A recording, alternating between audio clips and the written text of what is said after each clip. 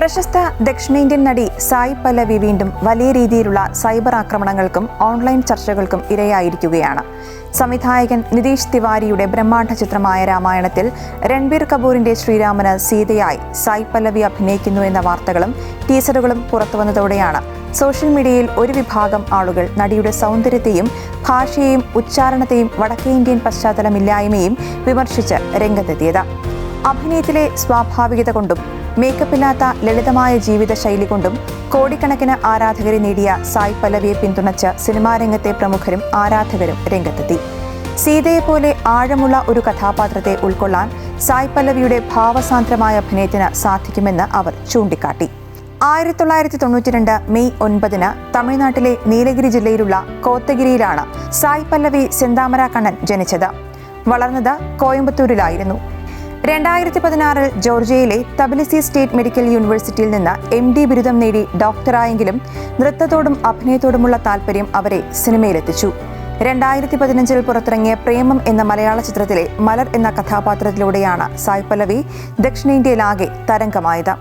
നീലഗിരി പർവ്വതനിരകളിലെ പരമ്പരാഗത ഗോത്രവിഭാഗമായ ബഡക സമുദായത്തിൽ നിന്നുള്ള വ്യക്തിയാണ് സായ് പല്ലവി. ഈ സമുദായത്തിൽ നിന്ന് പാൻ ഇന്ത്യൻ തലത്തിലേക്ക് ഉയർന്നുവന്ന ആദ്യത്തെ അഭിനേത്രി കൂടിയാണ് അവർ. പഴയ കന്നഡ ദ്രാവിഡ ഭാഷാ പദമായ ബഡഗു അല്ലെങ്കിൽ വടകു എന്നതിൽ നിന്നാണ് ഈ വാക്ക് വന്നത്. വടക്ക് അല്ലെങ്കിൽ വടക്കൻ ഭാഗത്തുനിന്നുള്ളവർ എന്നാണ് ഈ വാക്കിന്റെ അർത്ഥം. സംഘകാല തമിഴ് കവിതകളിൽ വേങ്കടം അഥവാ തിരുപ്പതി കുന്നുകൾക്ക് വടക്കുഭാഗത്ത് ജീവിച്ചിരുന്ന ദ്രാവിഡ ഭാഷ സംസാരിക്കുന്ന ജനവിഭാഗങ്ങളെ വടുകർ എന്ന് വിളിച്ചിരുന്നു. സായ് പല്ലവിയുടെ സഹോദരിയുടെ വിവാഹവേളയിൽ അതീവ സുന്ദരിയായി അവർ പരമ്പരാഗത വേഷത്തിൽ വന്നിരുന്നത് ഓർമ്മയില്ലേ? രാജകീയ വസ്ത്രങ്ങളോ ആഭരണങ്ങളോ ഇല്ലാതെ പോലും സീതയുടെ ആന്തരികമായ കരുത്തും അതീവ ധർമ്മനിഷ്ഠയുമാണ് അവരെ സുന്ദരിയാക്കിയതെന്ന് വാൽമീകി ചൂണ്ടിക്കാട്ടുന്നു.